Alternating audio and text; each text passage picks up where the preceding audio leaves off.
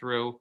So in the past month or so, post zoning relief, we secured a different license, which is why we're, now back at stage one here with the community process for the liquor license component. Well, speaking of the zoning relief, do you know whether, in fact, there was a hearing before the ZBA? There was, yes.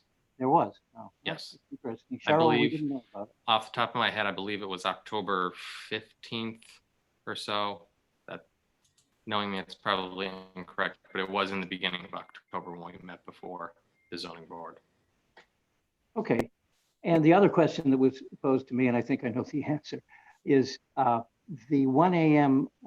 Closing Friday and Saturday and 12 midnight the rest of the week.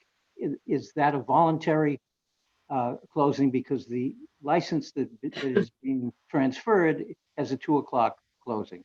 That's correct. So I guess the question is, are you amending the license, or are the hours you've mentioned simply operating hours? That's correct. We will be amending the hours of operation on the license. Where it's coming from, it's an existing 2 a.m. license. So that will be scaled back to the 1 a.m. Friday and Saturday and 12 a.m. the other 5 days of the week. That's the way the license will read now? Correct. Oh, all right. Well, thanks for answering the 2 questions.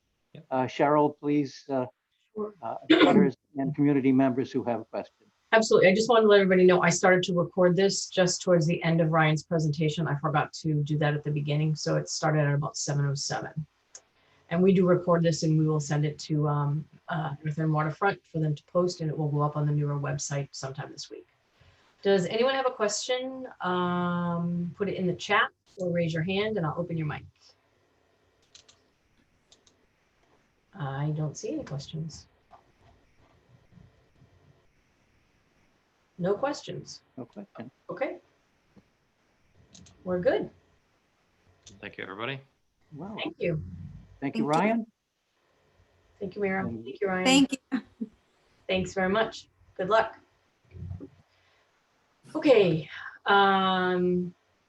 Wait a minute. We just got a question. Hold on. Hold on. Anton. I just unmuted you.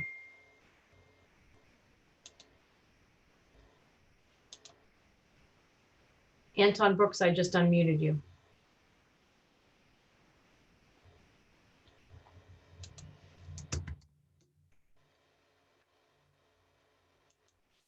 Well, there you go. Anton, your mic's open. But Ryan has left. Oh, Mira's still here, or maybe Ryan's still here. Anton, you asked to speak and your mic is open. Okay. There you go. We can hear you. What's your question? Oh, good, Ryan. I'll open you, Ryan.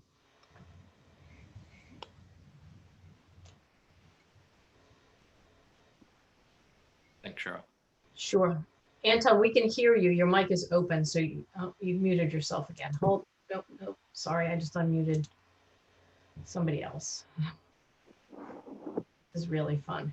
Anton, your mic is open, Anton Brooks. We'll give you a minute.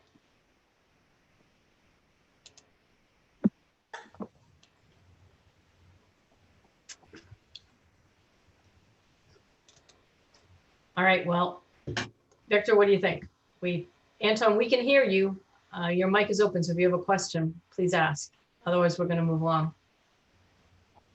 Did they have a question in the chat? Nope, Or he asked for his mic to be open, which I did, but he's not answering. So I think we're just going to move along. okay. Okay. Sure. He is now muted. Okay, Ryan, Mira, thank you. Thanks again. Have a good holiday. You as well. Okay, so next up, there was somebody I was supposed to open for 25 Atlantic Ave. I just can't remember the name, but I gotta open you guys up. Oh, you actually, Richard, you can unmute yourself. And Dennis, there was somebody you want, Matt. Is it Matt Frankie? Yeah.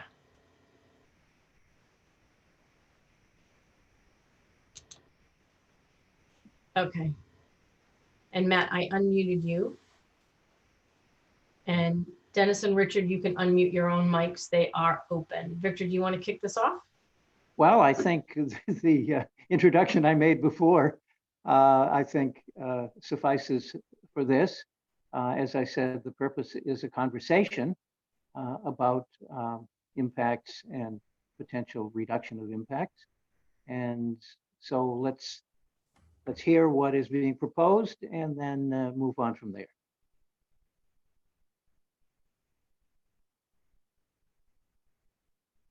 Okay, your mics are open. Matt, your mic is open. Richard, are you there? Richard is here, and I unmuted him a while ago, but I'll unmute you again. And Dennis, Okay, how's that? Can you hear me okay? yeah, we can. And Dennis, I'm going to unmute you. Yeah, we start with Dennis. Okay. Yeah. There, now I'm unmuted. Oh, You hear me all sorry. right? I thought because I unmuted you before you guys muted yourself, but it must have just locked it. So anyway, you're all set. Thank Cheryl. Thank you very much. Victor, thank you for having us. There are a number of people I want to introduce. They're not all going to have to speak, but just in the event, perhaps you could unmute them. Cheryl, we have Matt Frankie, who's the project architect. I think you unmuted him. He's unmuted, yeah. Chris Muse, who's the one of the attorneys working on this with Richard. Chris, do you want to be unmuted? Chris, you're unmuted. Kristen Langone, who's been working with Richard on community involvement.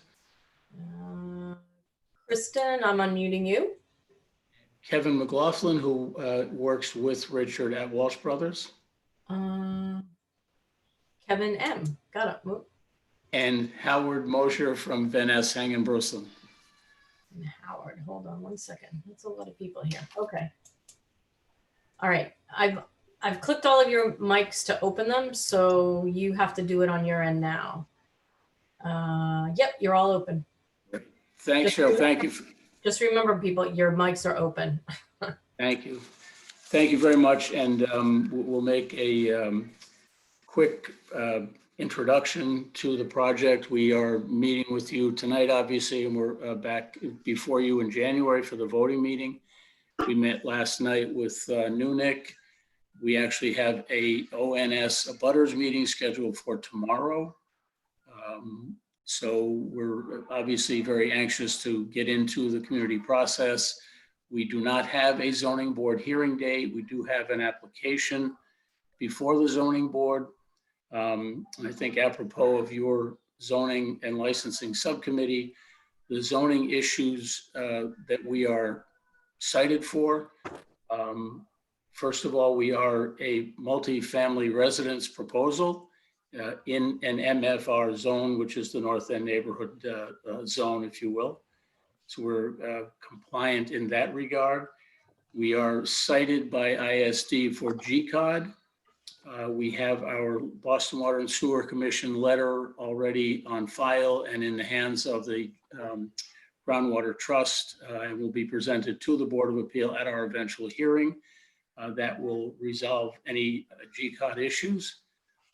We are further cited and solely cited, I might add, under Article 54, Section 18, roof structure restrictions.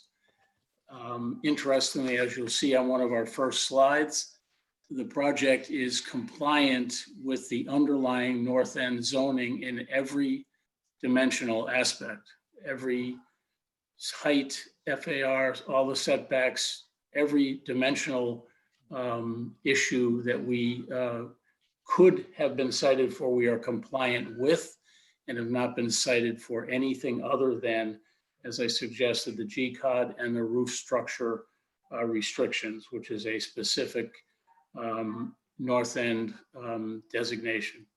And we're happy to get into that as we go along. I'd like to first introduce the property owner, Richard Walsh, to introduce himself, and then we'll turn it right over to Matt Frankie, the architect, to go over all of our project plans. Thank you very much. Richard, are you ready to go? Yes, I am. Thank you very much, Dennis. Can everybody hear me okay? Yes. All right. Well, thank you very much, Cheryl, Victor, and thank you all, everyone, all the attendees that are here tonight. Just a little bit of history on myself. I'm the president of Walsh Brothers Incorporated. We are a 120-year-old construction company, Boston-based, started by my great-grandfather in 1901. So this coming year, we will be 120 years old. Our headquarters is at 210 Commercial Street, which is directly across the street from the property that we're talking about tonight. And approximately 5 years ago, we were using that lot across the street. We rented some parking spaces there, and it became known to me that the lot was now for sale 5 years ago. So I remember to this day being in my office and looking out the window down at what really was the remnants of an old gas station.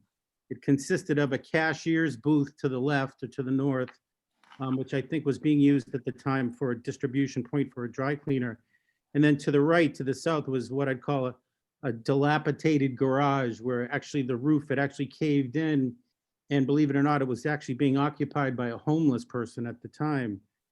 And I guess the best way I can put it is the proverbial light bulb went off on the top of my head. And I'm looking down on this, and I went home to my wife, Jennifer, and I said, and I had 2 young sons, a little 5 years younger at the time. And I said, what do you think we build a home in the city?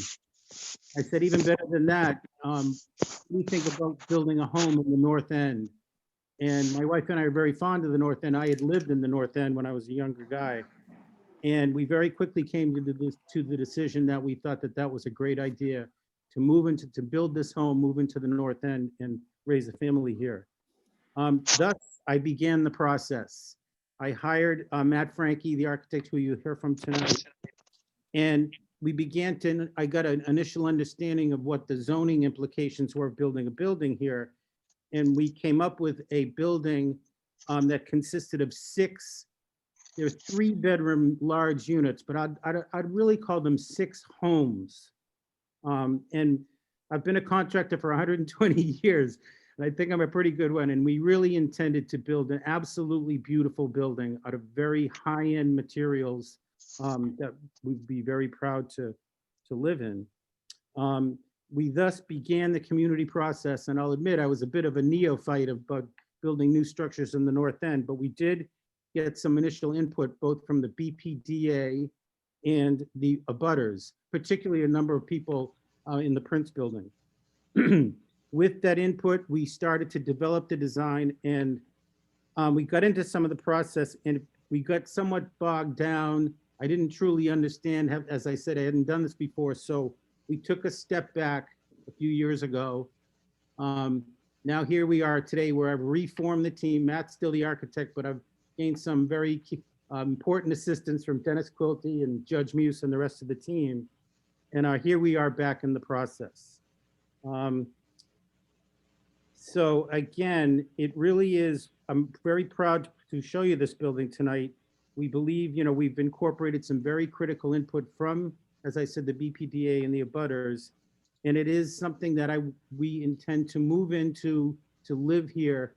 My sons are a little bit older right now, but they're excited about this too, and to present this to you tonight. So with that, I'll pass it on to Matt Frankie, the architect, and he can walk through some of the images. Thank you. Hi, everyone. Let me just switch programs here.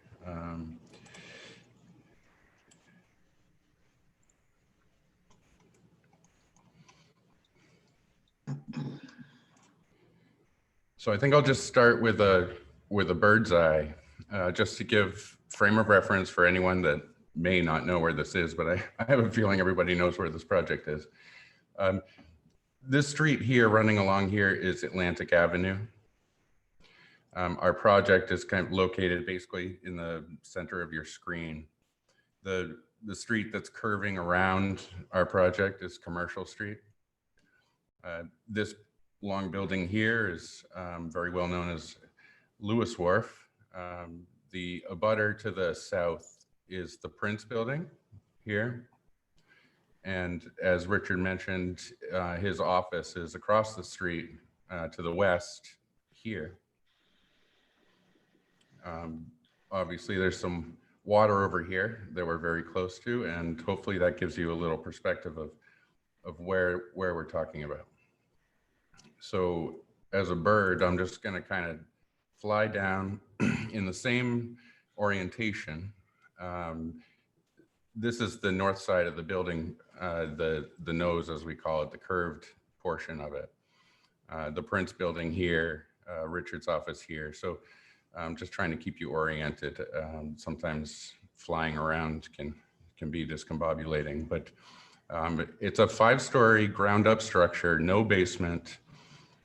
The first floor is comprised of parking, totaling 6 parking spaces. The rest of the first floor is mechanical, unhabitable spaces, lobby, elevator, mechanical, storage, trash, those kinds of spaces. The upper floors, the 2nd, 3rd, and 4th floor are the condo units, and I'm sorry, including the 5th floor, are the condo units. The front half of these condo units are composed of 2 duplexes. So the 2nd and 3rd floor are 1 duplex, and then the 4th and 5th floor are the 2nd duplex. The back half of the building are the 4 flats. So they're each 1 floor each, and that's what totals the 6 units total. And as Richard mentioned, all the units are 3-bedroom family units. We do have 5, and I'll show you the other ones, but in this picture you can see 2 glass bays with domed roofs. The materials we're proposing on the first floor, we're proposing granite with rusticated joints, so a little bit of a rougher aesthetic. The 2nd, 3rd, and 4th floor would be honed Indiana limestone, all of which would be the highest select grade. The 5th floor is a mansard aluminum standing seam roof with integral hidden gutters and all the nicest things that we can detail into a building. From there, I'm going to mosey across the street. So now we're looking south down Commercial Street on the other side. You can see the 3 other bay windows, and these bay windows are extending over the sidewalk by 2 foot 6 inches. Also notable from this view, if I'll just kind of walk towards it, is the garage door number 1. So 2 cars will be accessed into this garage door off of Commercial Street.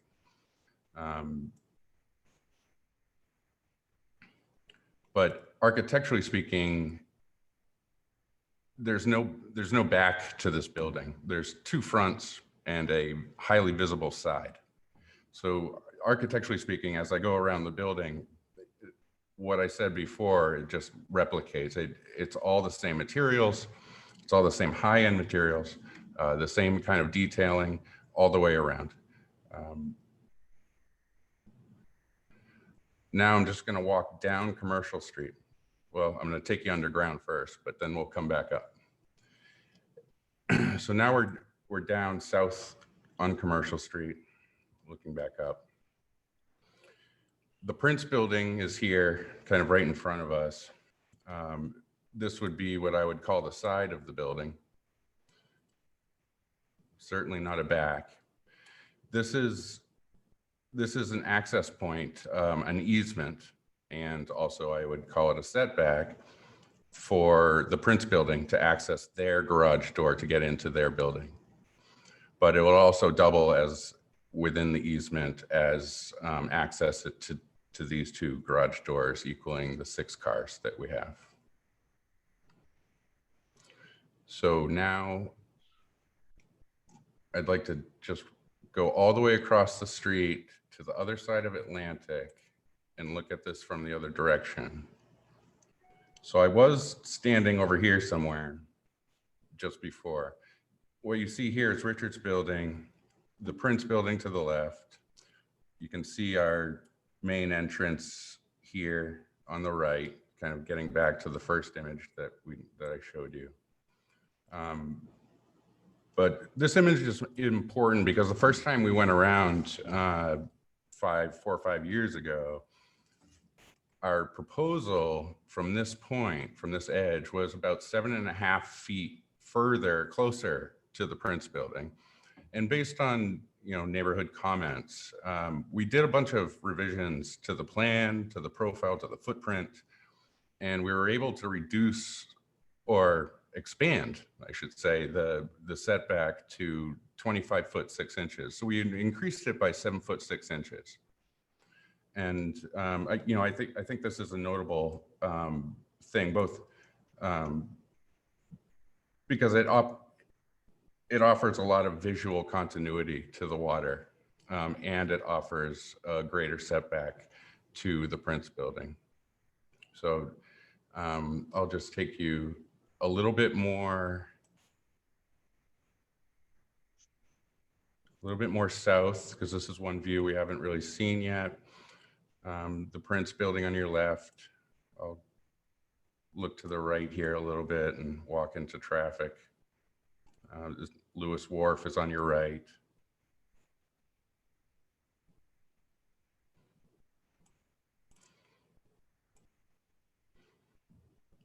And the last thing I'd like to show you is the roof. Another bird's eye view. On the roof, we do have a penthouse structure that is composed only of an elevator, an override, and access to 2 stairs, 2 egress stairs that are required for ADA purposes to access a common roof deck.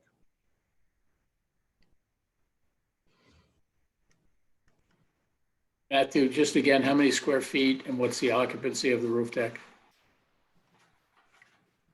I'm sorry, Dennis, the occupancy of the roof deck?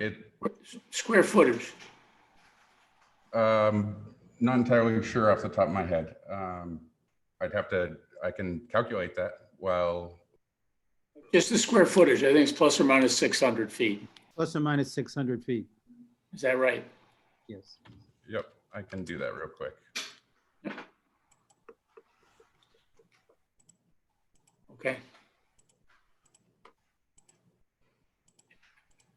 So Matt, are you good to go here?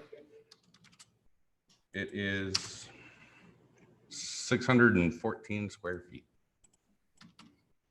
Thank you very much. So yes, I am good here. Would you just, before we go to Q&A, would you just go back to the showing our building in relation to the street facade that we fit into one of the earlier slides? Oh yeah, sure. I just need to change the program.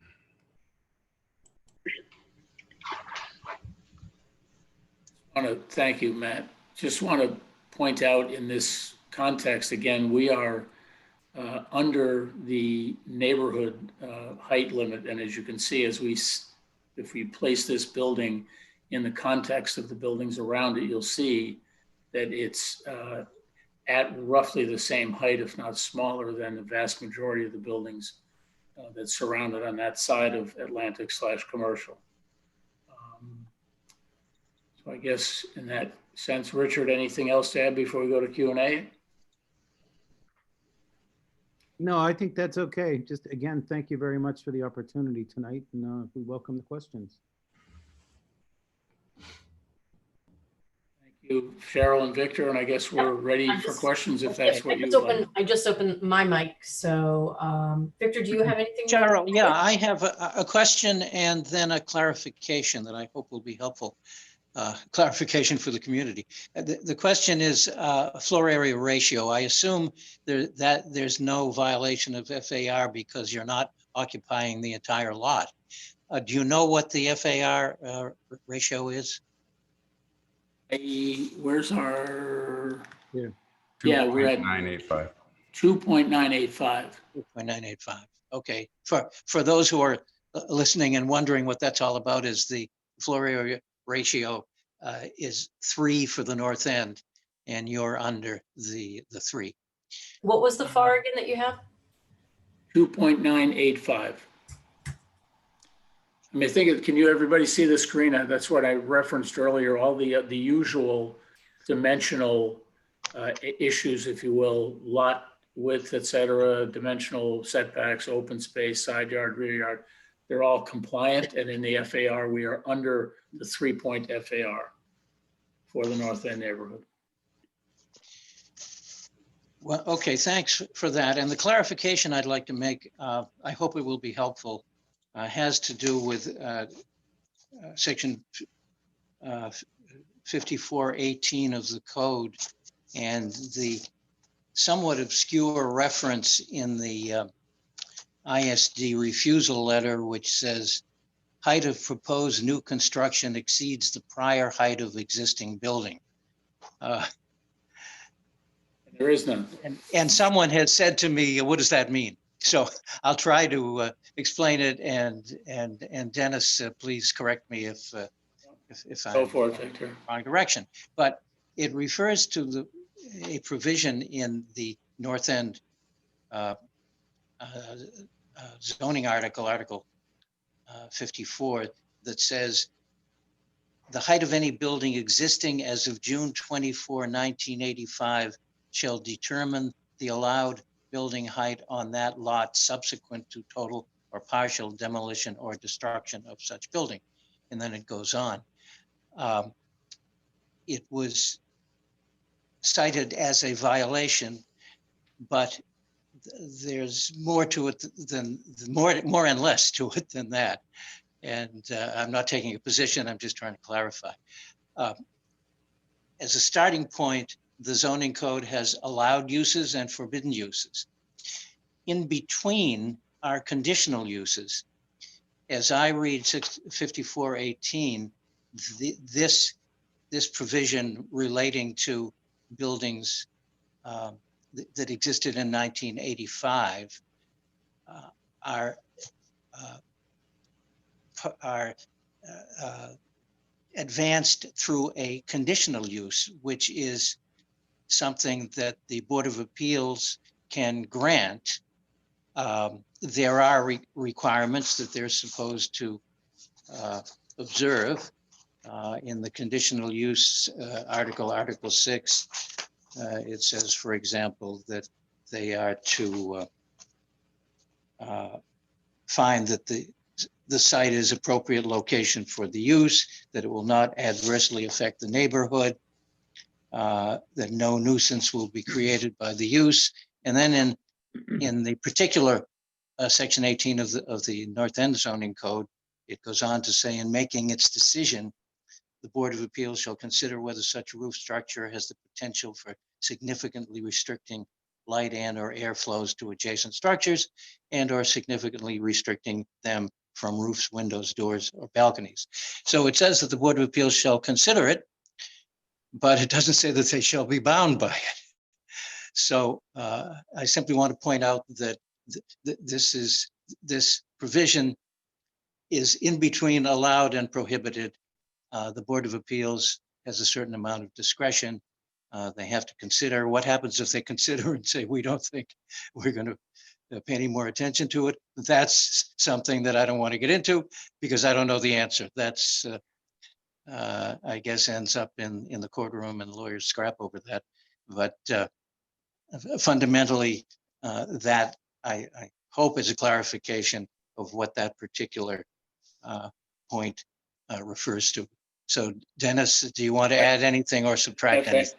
First of all, that's a very astute description of exactly what we are dealing with here. It is a very unusual, I think, and it was, Chris Muse, who's the other counsel working on this, has described it as the kind of the West End rule. The belief is that this language was placed so that it would protect the North End neighborhood from the kind of mass destruction and razing of historic buildings that happened in the West End.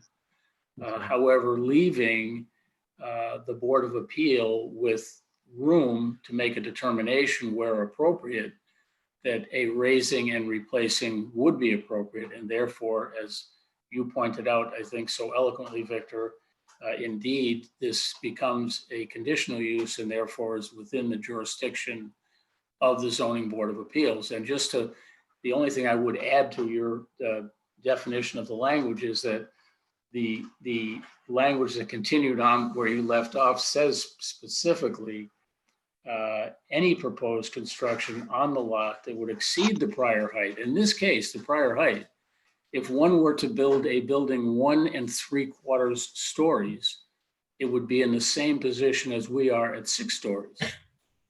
Since that structure, whatever it was about 1.5 stories.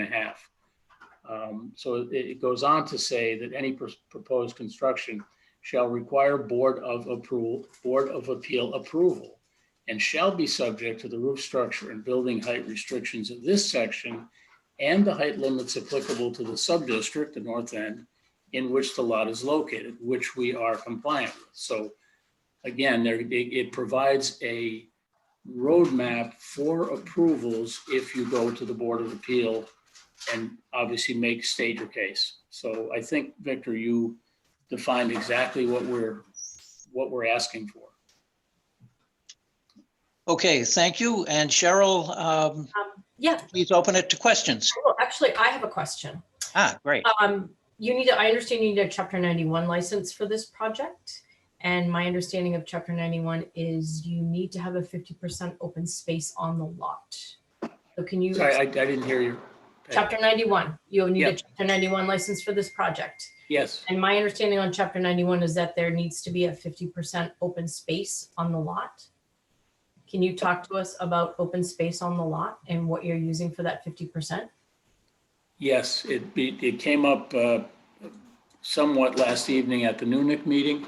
The open space requirement for Chapter 91, we propose to be fulfilled by utilization of portions of the public sidewalk.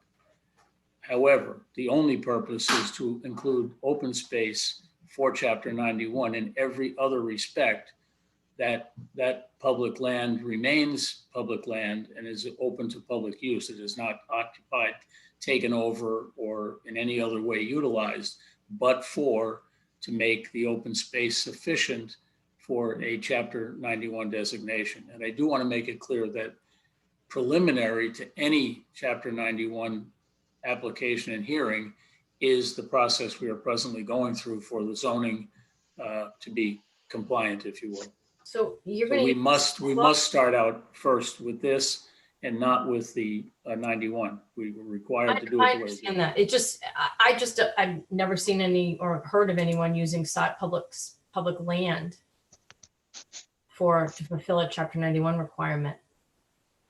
I don't know, Howard, is anybody else? I'm not personally aware. I can't imagine in our city with its numerous Chapter 91 regulations that something similar hasn't happened before. I'd be quite surprised if the new St. Regis Hotel on the waterfront didn't do exactly the same thing. They're part of a municipal harbor plan, aren't they? I'm not certain, but I know they had to get a 91 license, and I know there was a great deal of concern over how their open space was provided. I'm just guessing, Cheryl, I don't know. Yeah. Hi, everyone. This is Howard Mosier from VHB. We're not the Chapter 91 consultant, but I would just add to Dennis's response that in exchange, the project is taking under the obligation to maintain those sidewalks, take that responsibility away from the city and everyone else to perpetually maintain the sidewalks, the new street trees, the new furnishings, all the new materials. So there's a little bit more to it than just using it. There's an obligation to maintain and grant all the necessary licenses. So that goes along with it. And that would be through the Public Improvement Commission process, which is another city agency, which we have to go in front of for the protrusions into the airspace of those glass bays. Right. And for use of the sidewalk, which you pay for and enter into what's called a license and indemnification agreement with the city, wherein all of the maintenance and repair, et cetera, are the responsibility of the property owner, as well as the trees replacement and all of those things. So there's, a formal purchase almost in a way of the rights, and then a commitment that you must maintain and keep usable all those spaces. Okay.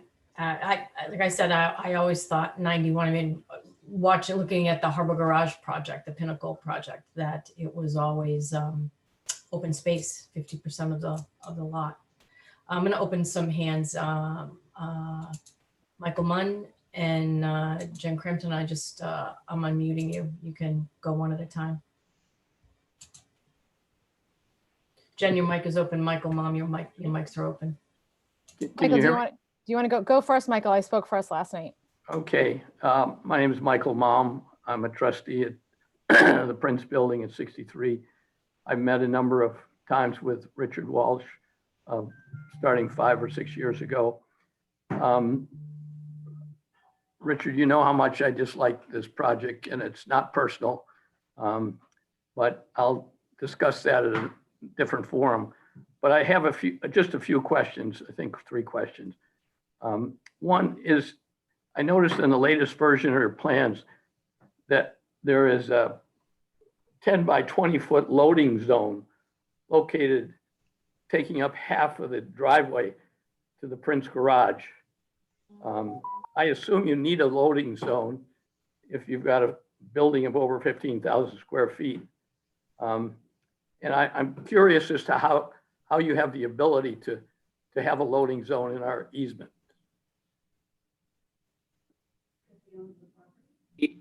The easement, he owns the property, as you know, Yeah, and there's a 10-foot easement. It's almost 30 feet across. And his loading zone will be within he owns the property. It's within his property, and it will not affect the ability for your building to access its garage.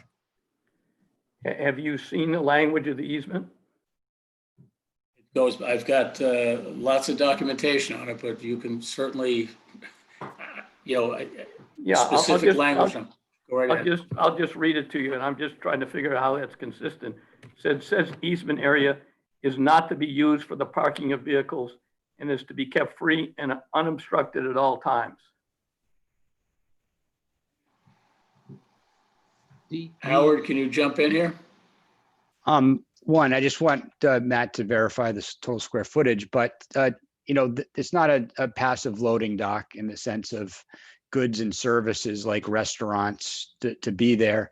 It would be for the occasional removal of trash, and those vehicles would be mobile. And if someone needs to pass, they could get out of the way and allow free passage. And it's not a static dock for a parking spot. No, but it is an obstruction. If someone is unloading in the driveway that serves 38 cars, I don't understand how that's unobstructed at all times. It's only going to be for trash. It's going to be very infrequently, just like all these buildings, including yours, get their trash taken out to the sidewalk and somebody picks it up off the street. There won't be any obstruction to your easement whatsoever.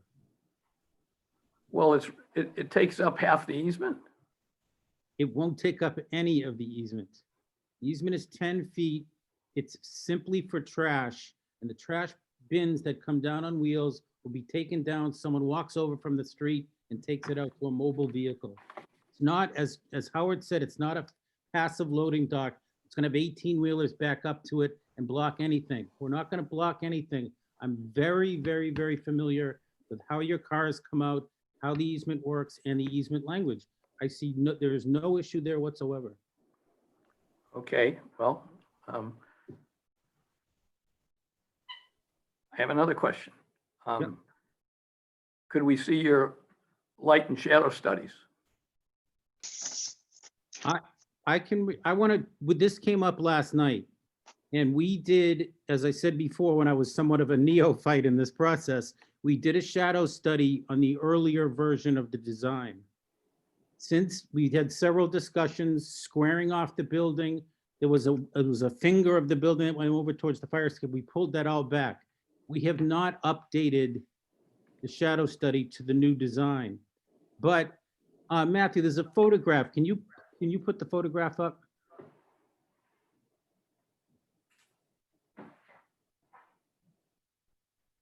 Last night, this issue was brought up particularly by a resident of 220 Commercial Street. Yes, I heard the question and I heard the answer that you were before the committee last night, where the main issue to decide was how your building affects the light, Okay, air, and all right. shadow All right, of Matthew. the other buildings. Matthew, can you put up the photograph, please? I have been muted. Is Matthew? We hear you, Richard. Okay, okay, hold on. This is 10:30 this morning. This photograph was taken, okay? And the issue is, I don't have the shadow study that's been revised for you yet, but I can say assuredly that our impact on the shadow will be marginal. If you look at that picture right there, there is a shadow being cast across the entire 220 structure. That's the Prince building. The other thing that we've determined from the early shadow studies is that the primary culprit causing shadows in this area is in fact the Prince building, including it will envelop the new building 100% for a large portion of the day. So I thought it was quite compelling, particularly for the 220 residents, to see this photograph and to understand that the difference between that and the eventual shadow study from our building, the difference is marginal. Well, I really would find it hard to take your word for that, Richard, because this is a winter time. The light that's blocking that building is probably Lewis Wharf, and I just don't understand how, where the sole issue that we're here to discuss is how your building affects the light and views of the neighborhood. I understand exactly what you're saying to me, and that the changes are marginal. That is not marginal. That is shadowing the entire building. And yes, our study will do both seasons, summer and the winter, but that's a compelling photograph to me, particularly to somebody who lives in 220 Commercial Street. Look at that shadow. That's being Not the cast- shadows, it's about the view. It's being cast. We're talking about the shadow study. We were asked about the shadow. This is a shadow. That's what it is. And Okay, then well- what it does is it envelops the new building 100% in shadow for a great part of the day. It's just something that I felt was compelling to point out. I appreciate that, but I don't appreciate the fact that after 5 years where the building is basically the same mass as it was 5 years ago, that you brought this before the meeting last night, you asked for their approval, you obtained their approval, and didn't have anything to show how it would affect the views and the light to the other buildings, especially the people in the Howard Bainbridge building. It's just unfair. You got that approval already. Someone asked you, what about this study? And you said, well, this is early in the process. It's not early in the process. You already got their approval. So anyways, that's. Well, can I just answer by saying that we said last night, what we'll say right now is that there will be a shadow study. We will provide it. It's being worked on. The organization that voted on last night did not make it a requirement of their vote, apparently, because they voted in favor of this application. But they understood, and the president suggested when we said we provide it, he said, please do, and we will. We'll provide it to them. We'll provide it to NURA. We'll have it, as soon as we can possibly have it. But our opinion is that it's not going to change the fact that the Prince building casts the largest shadow in the neighborhood and will envelop most of our building. So our bottom line is that we do not significantly affect the light because the light is already significantly affected by your building. Well, I live in the building, and I see how the light will affect the people in the Howard Bainbridge building. They're the ones that asked for the study last night. I just think it's unfair to be putting this before the various boards before you have that evidence, other than you're sure that it's going to work out. So that I don't have to push that any further, but I think it's, Richard, you said you weren't a developer when you started this, but it looks like you're becoming a developer. I have no idea. I have no idea what you mean by that. I have no idea. I am not a developer. I'm attempting to build my home. Richard, you're a developer. You live in Hingham. You bought a piece of property in Boston. You came to the neighbors and asked them about putting in a 4-story building, which you thought was the kind thing to do to the neighborhood because it wasn't 55 feet. We said we'd work with you on it. We started to work with you. The next time we came back to a meeting, you added an extra floor on it. You told us it was the banks that made you do it. You never talked about making it your home. I have no idea what you're talking Now, about. you've hired a good team of lawyers and architects and things to work with you. You're now a developer, Richard. You just have to face that fact. Okay, Michael, the bank told me, okay, never, the bank, I don't even know what you're talking about. Well, you were the one that said it, so I would assume you did. Secondly, you said I'm bringing back basically the same building. No, I'm not. No, I'm not. We've squared the building off. We've changed the view lines. We increased the distance to, I believe, 26 feet. We listened to Jen. We listened to you guys. And And then you added I another live in floor. it. Excuse me? And then you added another floor. I don't, you're kind of losing me. I don't know. Well, there was the first plans Bank were told me 4 the floors. bank, you told me the bank told me to add a floor. Yeah, you don't know what you're talking about. I can corroborate that because I was at the meeting. So did you ever meet with the people in the Howe and Bainbridge building? They were involved in the meetings 4.5 or 5 years ago. No, but did you ever reach out to them? Because they're the most affected by this. We're in the process now. Okay, you didn't. The answer is no. Okay, those are all the questions I have for now.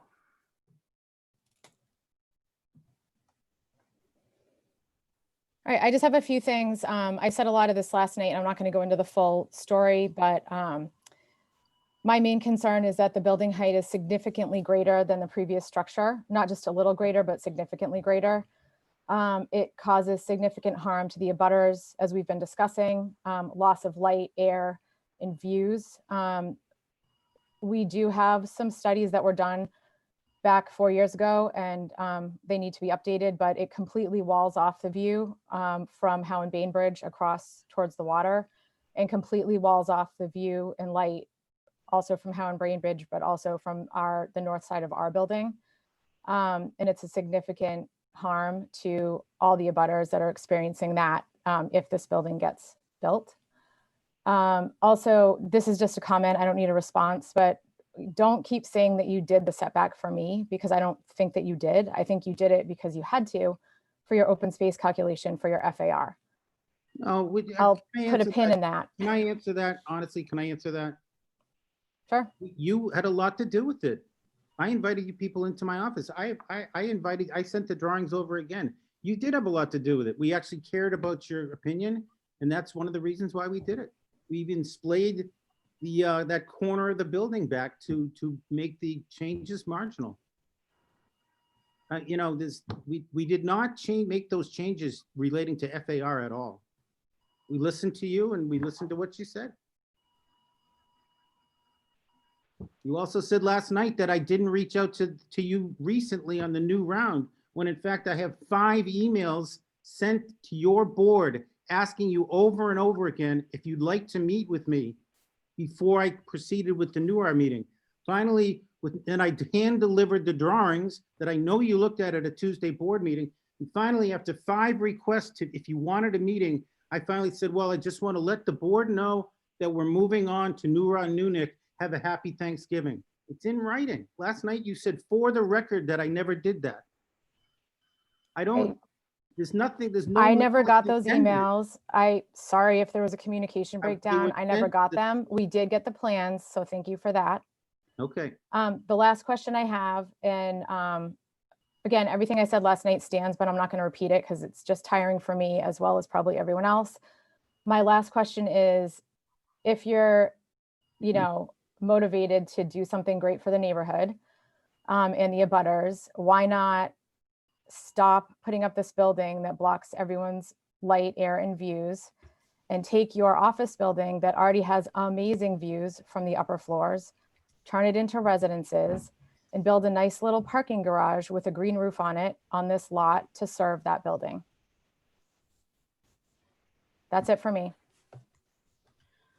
Okay, Eileen and Richard, I am unmuting you. Okay. And then Mitchell will go to you, okay? My husband and I live directly across the street, as you know, at Howe and Bainbridge. On the 3rd floor, you can see our windows in the photos that are up. we have 7 windows in our building, which is 190 years old. We bought our home 22 years ago in 1998 because it was one of the few buildings in the North End that would have air, light, and a view of the harbor. We've relied on section 5418. Please put that photo back up. I'm sorry, that was an absolute accident.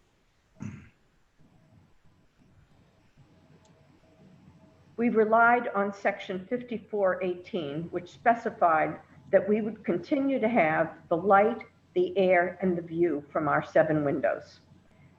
Our windows face east, southeast. And at this time of year, it is true that we have shadows but only at around noontime, not in the morning. A building of 6 stories plus a roof deck will cast a very deep shadow all year round on our building. It will totally eliminate the view. And as you can see in this photo, it's a narrow street. It is not the equivalent of Atlantic Avenue, which is a very wide street. And any air that comes across from the harbor will be blocked. According to section 5418, the dry cleaner and the gas station, which were located across the street from us, should be the height limit. Well, we're sorry that Richard Walsh bought this land without knowing the height restrictions, because I don't believe you knew, Richard, what the height restrictions were when you bought the land. We believe that our purchase 22 years ago predates your purchase, and our rights should be protected.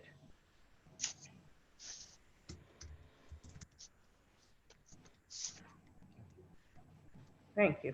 First response I would have is that the photo you're looking at was taken at 10:30 in the morning. So that was today at 10:30 a.m. 5 stories. I mean, that shadow is in the morning. I mean, you just suggested it wouldn't be in the morning. It indeed is. And the proof is right in front of you. You correct, but we will totally lose our view, as Jen said, totally lose our view, which is provided in section 5418. We will definitely have reduced airflow. And this is in the morning when the sun is low and it's coming from the southeast. That is a height of the winter issue, not an all year round issue, which your building will create an all year round shadow on our building. I think it's also worth noting that this is not how neighbors treat neighbors. Oh, And this is not how somebody should come into the neighborhood and basically put up a wall in front of our building and cut us off like that. The best, Jennifer made a great idea about what could be done. I have another one. Trade the property for another property in the city and make this into a park, the Walsh Park. I think that'll be a great name for it. I'd support that. I mean, I don't think Mr. Walsh, I think Mr. Walsh has been a good neighbor. He's been in that building and has been very helpful to, I think, people in and around this neighborhood for many, many years. There is no question that there can be an impact from any building. All we're suggesting to you is that, he as the property owner has the right to make an application. Obviously, you folks as interested parties have the right to raise your objections, but he's not being a bad neighbor to suggest that he's replacing a now vacant and previously kind of decrepit old building with something viable, usable, and will bring more life to the neighborhood. It's a residential building for 6 units. It's a building that'll house people like your building, like the Prince building, like the other residential buildings in the neighborhood. I mean, the district and the zone is a multi-family residential zone. He's proposing a small multifamily residential building. You know, that's like sort of like minor surgery. There is no such thing as a small residential building that blocks our view and our air and our sunlight. This is not a small project from the point of view of the people at Howland Bainbridge or the people from the Prince Building. This is a disgrace, frankly, and moving is, it's just not the right way to become a neighbor by putting up this wall in front of us and beside us. And we had no notice. So you may have tried or thought you tried to contact Jennifer, but we had no notice. Over at the Howland Bainbridge Building, zero connection, zero communication that we're aware of. There are other people from our building that I understand would like to talk, so we'll cede our time to them. Okay, just, I don't know if everybody's seen my stuff in chat, so we'll just kind of go in order of people who have put their hands up. Mitchell Ross up next, then David, and then John, and I see Sean wants to speak, so Sean will put you up after that. So Mitchell, I am unmuting you, Mitchell. You can hear me? Yeah, I can hear you. Go right ahead. Okay. Mitchell Ross. I also live at the Prince Building, and I'm on the north end.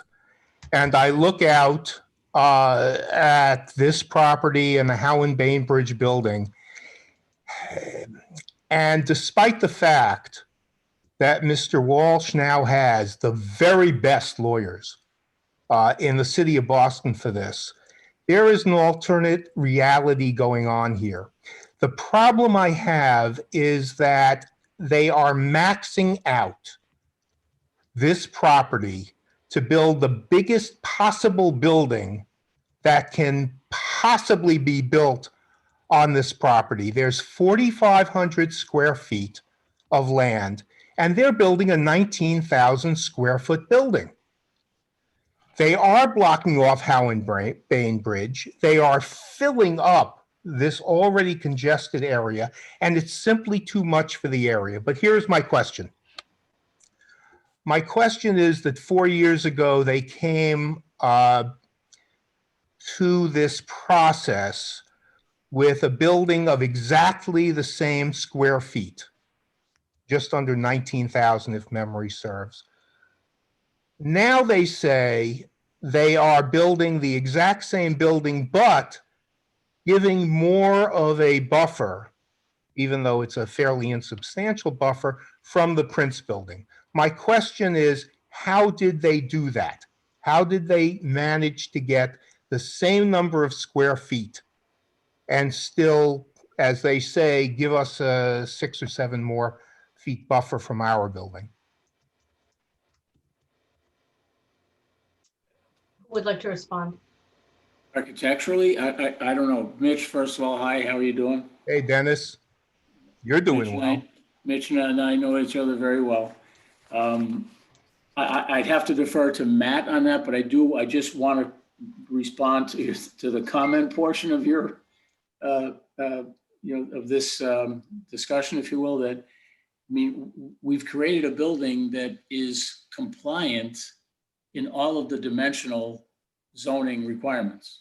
Well, Dennis, I challenge that. How that can be considered a, grossly overdeveloping the site. It's compliant with every one of the dimensional requirements. Well, except 5418, you say. Except 5418, but the setbacks, the FAR, the height, and everything else are compliant. I mean, it's not an overload on the site, is my point. It is. No, I'm sorry. If you come up and have a, before COVID, I would have told you to come up and have a beer here. But the point is, if you look at this property, it would be way overbuilt. And I'm very skeptical about the figures that are being advanced. I have a lot of difficulty figuring how you get 19,000 square feet of building on a 4,500 square foot lot. And I repeat the question. You were able to do it before. How are you able to do it now and give us more, as you say, buffer? And by the way, Dennis, tell your client to stop telling us this is his home. He's building out 6 condo units. He wants to live in one, that's great. But it would make a wonderful single-family home if he wants. This is a building about making money, and that's fine. But tell him to stop saying it's because he wants to live here as our neighbor. That's ridiculous. I mean, he has been a part of the neighborhood for many, many, many years. And No, he quite hasn't. frankly, he does want to live there. I mean, Well, he may want to live here. He's never lived here. And I'm sorry, but he has just not been a good neighbor. We know who our good neighbors are. We have the Golden Goose. We have other businesses in the area. They are good neighbors. Mr. Walsh has never been a good neighbor to this neighborhood. I've been here for 22 years. And I'm telling you, tell him to stop saying he wants to be our good neighbor. I think he would like to have a chance to respond to that. Okay. Richard? I don't really have that much to say, but I can tell you something, that I have made my lot available to the Prince Building, usually at a rate of about 3 times a week. You stage all your construction projects from there. Your windows were all replaced from there. I've saved you literally thousands and thousands of dollars. Do I do it expecting anything? No. Do I charge any money for it? No. Do I help Jay Walsh and Jerry every single possible time I can? No, absolutely not. And to be told that I'm not a good neighbor is just simply a false statement that you're making. Okay, but that's all I have to say, because you know it and I know it. Don't tell me what I know. You have not been a good neighbor to me or to this building. And you know that, if you want to have that kind of discussion. Okay, well, thank you. You want to make money, that's okay. But just admit it. This is a profit-making enterprise. I can agree to disagree.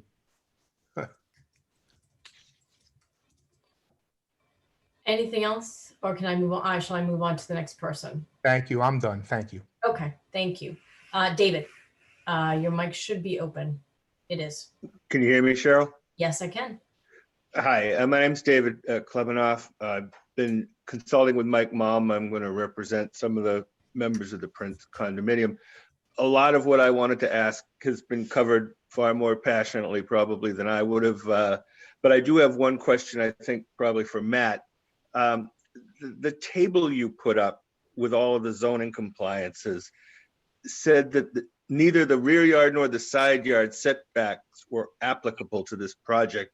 I'm just trying to understand what you're calling these yards, whether you're claiming 2 of them are fronts and 1 of them's a rear, or whether somehow you're saying that none of them apply, period. I'm just trying to get my arms around that. So it's a pretty technical question, but I'd like to hear the answer. No, when I said that there are 2 fronts and a side, what I was really saying is that there's no ugly back to this building, that we were carrying the high quality materials all the way around the building as if it really just had 3 fronts. I wasn't referring to zoning. If you'd like, I'm sorry if that was confusing. Well, you had a table you've put up several times, and I think it says not applicable, both rear and side yard. And I'm trying to understand how that can be. Yeah, so this table so the dimensional regulations comes straight from zoning. So the left column are zoning's requirements that we need to follow. The required column is what they dictate. The provided is what we are proposing. And then the last column is just saying, are we complying with what they require? Right. Meaning, does this column comply with what this column says? But you're saying side yard is not applicable and rear yard is not applicable. That's correct. And why is that? Why would that be? That's just the way the zoning table is written in this district, in this particular area. So this. Well, are you saying the building doesn't have a rear or a side yard? That's how I read that. That's the way the zoning language works. It's usually as a result of the configuration, as in this case, sharing sides, sharing 2 main streets. So some of the other dimensional requirements don't apply. because there is no particular side or rear yard in a building that has the two main streets that it faces. Right, I read that. I mean, it's just an unusual piece of land, quite frankly, and that's part of the reason why. All right. I'm not sure. I mean, if that's we're, it. look, by all means, investigate. Well, I've read it several times and it is confusing, but Yeah, I the whole can thing see is- where you could argue you have two fronts, but I'm not sure how you have no rear or side, but we'll find out as things go on, I guess. That's all. Thank you. Okay, sure. You. Okay, next, John, I gotta open your mic. Hold on. John from the Bainbridge building. John, your mic is open. Hi, I'm not John. That's my husband, and Oh, sorry. I don't know how to change the That's name on okay. the Why screen. don't you tell us your name, please? My name is Adrienne Dion, and I live at the Howe and Bainbridge building. And if you could, would you put the rendering of the building back up again, please? So I can make Rendering or my the comment. photo? I beg your pardon? Did you want the photo or the rendering? The rendering. Matthew, can you? Yep. Would you like a 3D? Yeah, that's fine. So as you can see, if you look at some of the other buildings, especially the Howe and Bainbridge building and some of the other older buildings, the size of the windows, which are perfectly adequate for that building, are dwarfed by the massive glass towers on either side. I don't see this building fitting into the neighborhood at all. It doesn't have any historical feeling to it at all. And if you also look, if you're looking at the sidewalk, it kind of looks like a ship coming down the street. That whole front corner is basically, I guess it will be granite. But for most of what you'll see as you walk past that are either garage doors or granite. In addition to blocking the light and the views that we enjoy at the Howe and Bainbridge building, it's also a big glass monstrosity that we'll be looking at that has no scale that will fit into the neighborhood.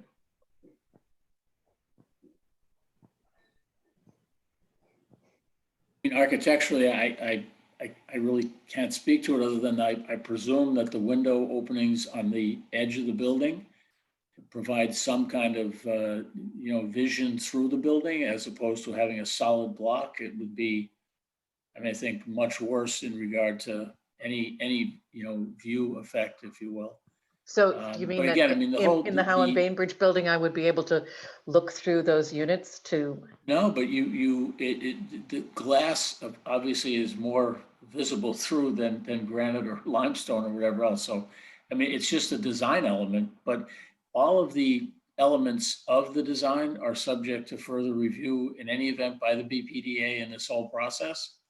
It has to be reviewed by them, and it could be changed, based on that BPDA design review. So, well, I would like to just to point out, if you can notice the two buildings between Howe and Bainbridge and the proposed building, the size of the windows. I don't know if it's to scale or not, but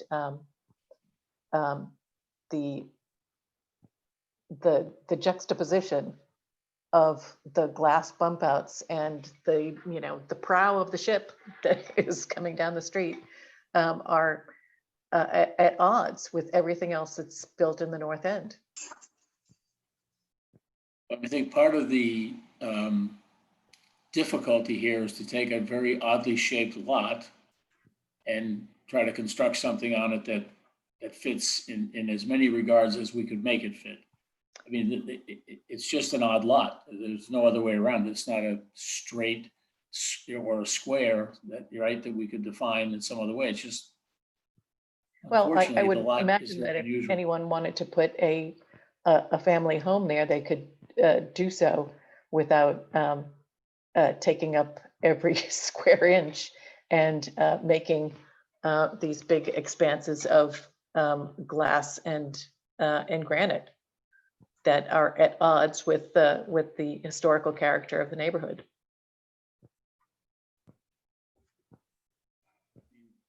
And Commissioner Matt, that's- if you want to discuss all. the architectural design,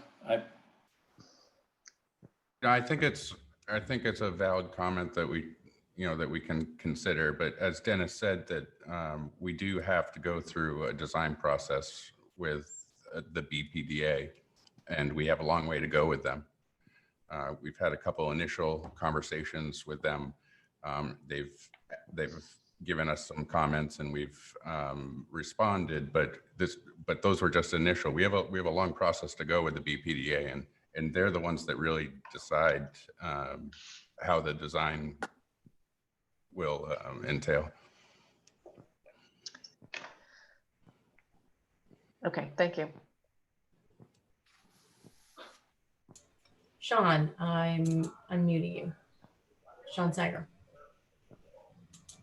Gotcha. There you Thanks. go. Yeah, thank you, Cheryl. I would like to kind of circle back to your original comment regarding the open space, and primarily thinking about the public realm. And Matt, I don't know if you could go back to that first floor plan that shows the easement area and the sidewalks around the building for just a second. Sure.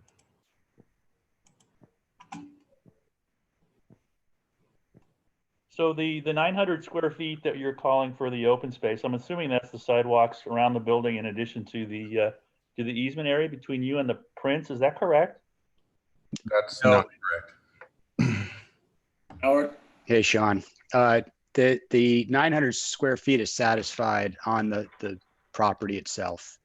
It's what Matt's tracing within the property. Okay.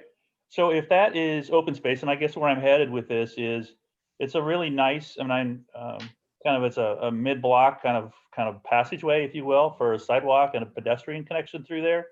And I guess this may be getting into the nuts and bolts or the too much detail here, but I'm really curious if that's considered open space. Will that be open and shoveled and being able for pedestrians to use that year round, or will that become an area that you push snow to be able to get out of the way for the cars to get into the parking spaces below? It's intended to keep that open, and particularly both for the cars and for pedestrians to walk through.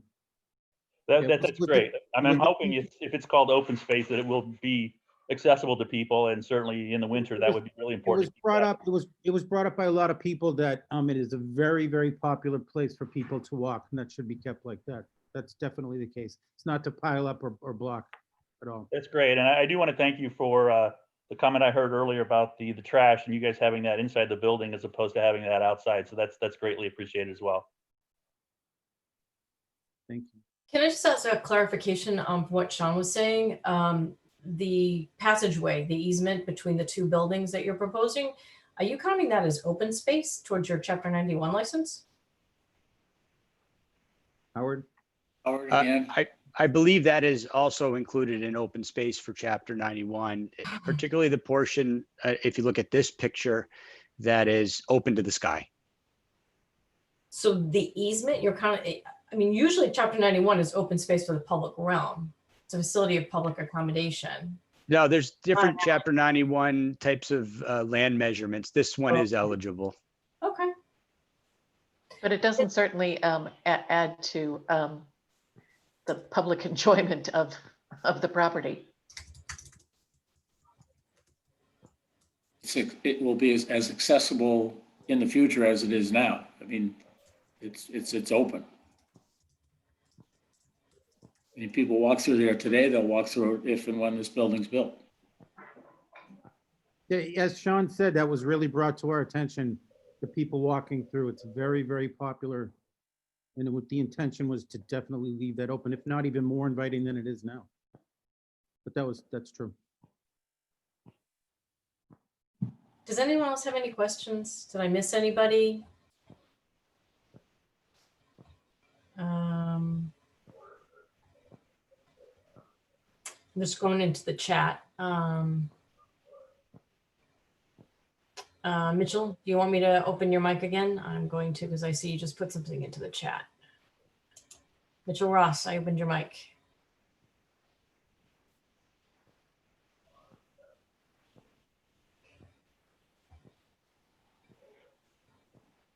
Mitchell, your mic is open. I know you have a question in the chat.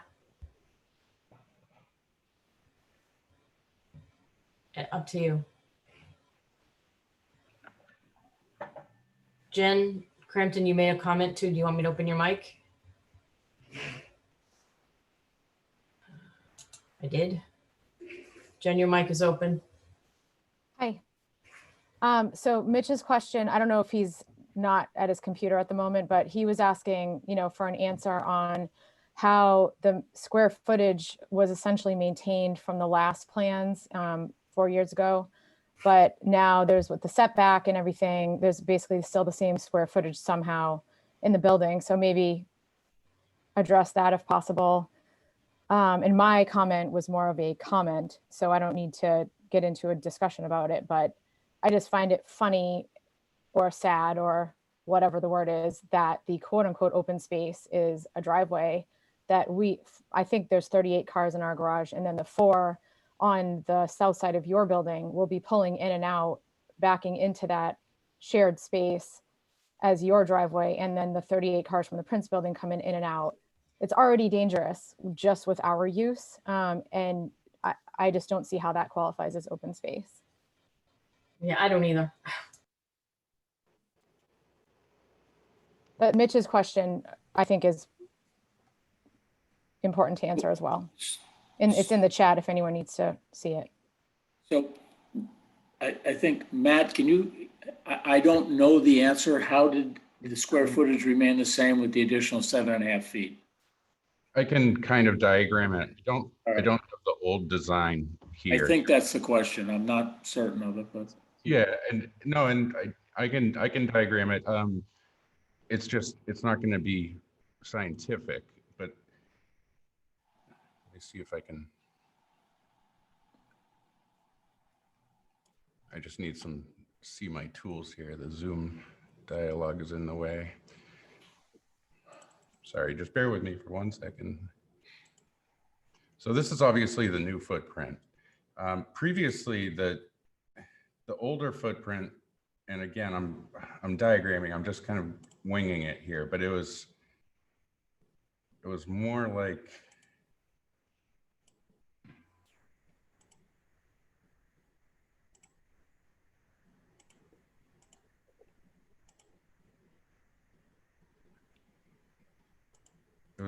this. And so we lost some space, but we also picked up some space. Yeah, you squeezed it different. Can everybody see what I'm doing here? So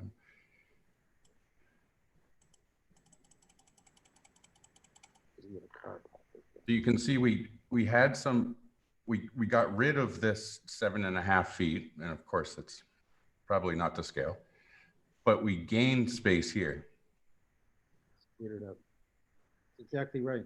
And that was all it's about. We lost some and we gained some and netted out. And that loss enabled the setback to be increased by the 7.5 feet, and the space was gained elsewhere. Yep, and so we lopped off 7.5 feet. Right. And then we said, let's square it out. Let's just square it off. Right. I'm sorry, this is kind of crude, but hopefully you're getting the gist. And that's how we netted out. And the purpose of that was to enlarge the setback between the two buildings. And the whole purpose was before there was a pinch point here, and now we've increased that pinch point to 7.5 feet more, to 25 feet. Right. We have a question, if you're done with that, about hazardous waste from the gas station. Have any drill holes been done to determine whether there is hazardous waste on the site? And is there any gas tanks still remaining? And right, and are there buried gas tanks under the land? Richard, my Oh, history of it doesn't go back that far. No, as I understand it, there are no tanks there, that they had been removed. And then and we're not gonna have any major excavation to create a basement, but that's irrelevant. Anything that we come across or find, I'm very familiar with the regulations around removing hazardous soil. We do it all the time. So whatever we do, we do it correctly and legally and appropriately. Have any borings been made to see if that's 21E? Have any borings been made to see whether or not there's anything that you have to worry about in that regard? Or that we have to worry about since it would migrate for the Prince Building and and Howland Bainbridge? Believe it or not, in my old age, I don't think we did a full boring set. I think we did some test pits just initially, but this again was 5 years ago. But I'm not, whatever would need to be done, we would do it correctly. We're not gonna Remediation will be required by the city, by ISD in the process of the construction. So whatever requirements are in place, we have to comply with. But you don't know for sure whether there are any buried gas tanks there. No, I'd have to double check this, Mr. Jacobs, but I believe there was a tank that was removed. But whatever the case is, we will handle it as need be. That's one of the benefits of being contractor. Not gonna do anything inappropriate or illegal as far as remediation goes. I'm sure you're not, but I'm concerned about migration of any hazardous waste if the tank is still there. Also, you last night said that the sidewalk would be permeable and that water, which now does not go down through the sidewalk, it just runs off onto the street, will be going down into the land, and you're only 250 feet from the water, will definitely wind up in the ocean. In terms of that permeable pavement we talked about last night, if Matt can just zoom in a touch, the city has complete streets guidelines now, which essentially require the installation of permeable pavement strips along the curb line. And the intent there is that any rainwater or snow melting that comes across the sidewalk, before it gets in a gutter into a storm drain, it's not an express line to create pollutants that would enter into the harbor. And so the intent is that incidental runoff of rain and snow from the sidewalk would go into these permeable pavers. They're like bricks, but the joints are a little offset. There's some stone underneath them. And that would trap the kind of the smaller rain events, and that anything would get trapped in that stone, and that stone would provide a little bit of treatment for, solids that would normally just kind of go to the harbor under, kind of Boston's aged stormwater infrastructure. So it's under the Boston Complete Streets guidelines. And as you kind of start to see some of the newer developments around the city, you'll see that there's these brick pavers. Sometimes they're gray, sometimes they're red, but they have a little stone in them. It's pretty much a city policy now under the Complete Streets guidelines. Okay. Thank you. Thank you.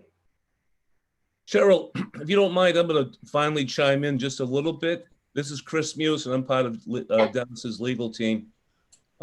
You were talking about the easement, and the term has been tossed around quite a bit, but I think for everyone's benefit, we have to reiterate that the owner retains all rights and benefits to that portion of the property that is right next to the Prince Building.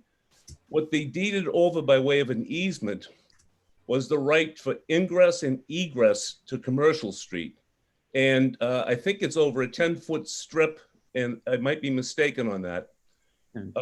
And so I think it's important that all of the other rights, whether it's going to be public space rights or anything else, still remains with the owners of 25 Atlantic. There's been for some suggestions sometimes that an easement really is something more than a right to use. And I think it's important that everyone have that clarified. There's a right to use, and then there's a full ownership right, dependent upon making sure that ingress and egress is maintained. Just a thought. Okay, thank you. Which is why it can be part of the open space, because Mr. Walsh owns it. It's his property. And if I might add, it goes to the issue of using the loading space, which Richard has identified as being intermittent use several times a week. And my experience is it's done rather quickly, 10, 15 minutes, 5 minutes sometimes to remove the trash. So there won't be any substantial impact on anyone being able to get in or out of the Prince garage. Okay, I'm going to let Ann Devlin, I'm going to unmute you. You've had your hand up for a while. Go ahead, Thanks, Ann. Cheryl. You're okay. Okay, thank you, Cheryl. Because there's so many things that's wrong with this whole project. I mean, it doesn't belong in a historic neighborhood. I think Richard that lives in Hingham, I lived in Hingham for several years also. I mean, you could never put a building like this in Hingham. Which I brought up last night again was the roof deck. It's a common roof deck. I mean, I was on the new neck for over 20 years. I haven't been on there for several years now, but a common roof deck was not allowed in the north end. So I don't know why he's getting that. I mean, there's 6 people and I mean, they've had several parties. You could actually, somebody could buy one of those units and it's owner occupied and they could have Airbnbs in there. So that all should be taken into consideration, not just the view, the privacy. And it's not an appropriate building. Like I said, it should go back to the drawing board. Any response? Only comment can be roof decks are specifically, open space decks are specifically allowed. But not, it could be for a private. If Richard wanted to have it for his private, that could be allowed, but not in a common roof deck. I think I'll just say one thing, and that is that this isn't a legal statement. My wife and I, our primary goal was that roof deck would be probably the most beautiful feature on the entire building.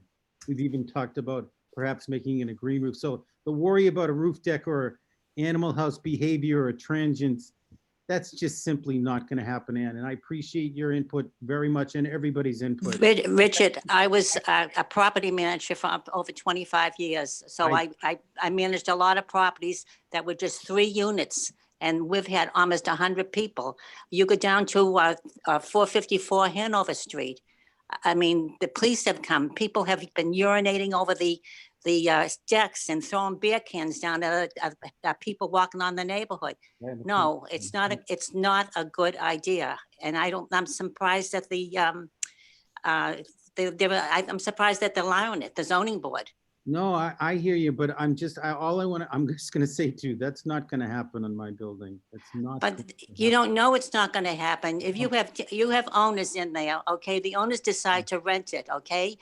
Like the owners could actually do it with Airbnbs. And you are owner occupied, so you are allowed to have Airbnb in there. And that's a major, major problem. Okay, all right, I understand. I hear your concern. It's not going to happen in this building, but I hear you. You don't know that. You have no control of that. You have 2 teenage sons. You could be which I brought up 2 teenage sons. Careful. And in Hingham, in a home, and it was a home, and they had many, many parties. My sons aren't your sons. What? Pardon me? My sons aren't your sons. There could be a difference of opinion, obviously, about the propriety of a deck. Mr. Walsh is going to live in the building immediately adjacent to with that deck above him. And it's allowed. I mean, it's up to him. It's up to the building. If he wants to have a private roof deck for himself, for his unit, yes, you could have that. And I'm willing to have that discussion with you. I would be. That's a detail. And as I said before, my wife and I intended this to be the most beautiful feature in the entire building. The idea of if that fear exists with you so much about that misbehavior, I can talk about a private roof deck. I don't want that to deter anything. I mean, they were just boys. They're men now. They're grown men with families of their own. I watched but- I watched a guy walk in front of the Prince building this morning at 8:30, and he stood in behind the column on the northeast corner, and he peed on the Prince building this morning. So, I mean, it's just, Well, I mean, I'm just saying that as a property manager for many, many All right. years, okay. I know what can happen. Okay, no, I hear you. Everybody tonight, I respect your opinions. It's not the easiest thing to hear. My wife is listening too. And she just wants me to reiterate one thing. This will be our home, no matter how you want to look at it. But I respect your opinions. I think change is inevitable. I think change happens and sometimes change is hard. But I respect you all. I respect you all. I respect your opinions. Richard, nothing that you're doing is blending in with the neighborhood. Nothing that you're doing. What I first did was I looked out my window and you said it has nothing to do with the neighborhood. I look at Lewis Wharf. It's 4 stories of granite and a black mansard roof. And I said, gee, wouldn't it be wonderful to kind of pull that detail across the street? What am I? I'm 4 stories of granite and a black mansard roof. And it said to me today that this thing has nothing to do with anything. I was trying to make it kind of a continuation of Lewis Wharf. That's all. That's all I meant. That's all. It doesn't look anything like Lewis Wharf. It doesn't. It will not blend in. It's not there yet.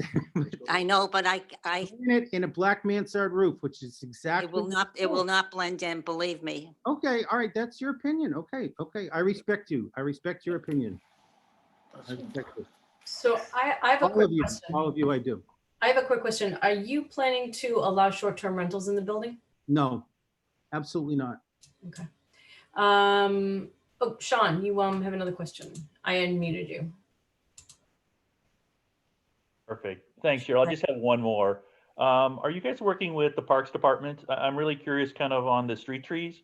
I'm kind of reading a little bar scale at the bottom, and if that's 20 feet, they look pretty far apart, and the north end is certainly, devoid, if you will, of a lot of green, and anything we can do to enhance those street edges with street trees where possible would be greatly appreciated for the greater good. And I think it would help you out from a resiliency, a sustainability, heel end effect, all of those kind of elements that the general public walking along the sidewalks would certainly appreciate. So if there's anything you can do to help enhance that street edge, I think that would be a really good thing to do for the neighborhood.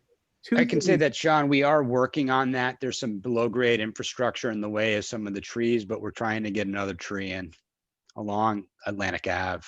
We are working with the tree department. We've had discussions with them, and your concerns are well heard. We also know that the Prince building put in place kind of a new series of trees and tree pits, and we're trying to think of, we had discussions with them about rhyming with that perhaps and bringing it down the sidewalk, but yes, we are. That's great, Richard. It's a really nice, generous sidewalk, and that's great. And I think anything we can do just to provide that edge would be greatly appreciated as well. Thank you. Great, thanks. Thank you. Does anyone else have any more questions, either through chat or raise your hand? Victor, I just unmuted you if you want to close this out.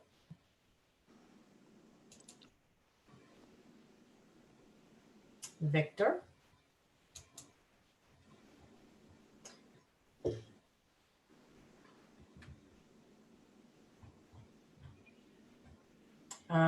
I guess Victor, you're not able to unmute your mic. Okay. Oh, there you go. I'm now unmuted. No, you are unmuted. I've just opened it up to you to close it out. There's no more questions. Okay. Thank you all for participating in the ZLC meeting. I hope it was useful. I think it was. And perhaps some changes can be made as a result of this. And we'll see you at the NURA meeting, which is in, what's the date? January 14th? For a vote. Yes, January 14th, I believe it's the second Thursday of January. Okay, so the meeting is adjourned. Thank you all. Well, I hope everybody has a great holiday. And Yes, happy thank New you. Year. Stay safe, and we'll see you all in January. Thank you all. Good night, everyone. Night. Thank you very much. Happy holidays.